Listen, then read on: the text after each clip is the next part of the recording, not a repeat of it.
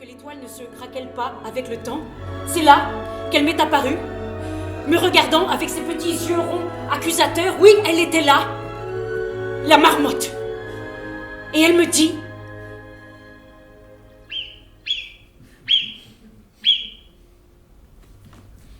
Alors, avant d'aller plus loin, j'aimerais bien juste qu'on prenne 5 minutes pour se demander ce qu'on vient de voir, là. Voilà. On se connaît pas, c'est un peu comme ça abrupt, je suis désolée. Hein. C'est un spectacle, mais c'est un peu une conf, parce que moi, d'origine, je suis prof. Donc c'est vrai que j'aime bien ces moments-là qu'on prend. Donc, c'est parti. Suivons-la. Jour 1. Marche d'approche. Machine à fumer.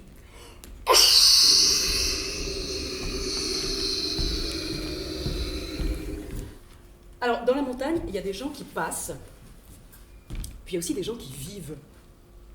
Comme mon arrière-grand-mère. Quand tu fais l'histoire d'une montagne, forcément, tu es obligé de faire un petit peu l'histoire des gens aussi. Hein.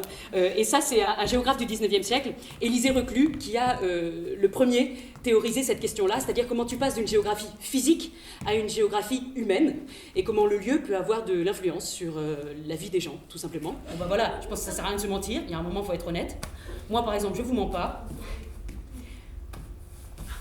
J'adore faire de la montagne en tongs. Voilà, chacun ses trucs.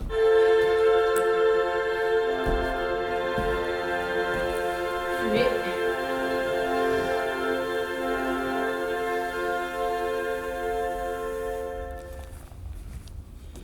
L'homme face à la mer du nuage, il est hyper connu ce tableau aussi, mais c'est bizarre, je me dis qu'en fait on n'a jamais vu ce tableau avec une femme face à la mer du nuage.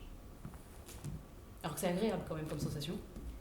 Alors on se dit c'est parce que peut-être en 1918 elle faisait pas de montagne les femmes, et en fait moi je sais que si. Claude Cogan, fondatrice du premier club alpin français féminin et des premières expéditions entièrement féminines. Malheureusement, le plus dur reste à venir. And now, what do we do? Let's keep going. What do you mean? Go, just go. Je spoile pas.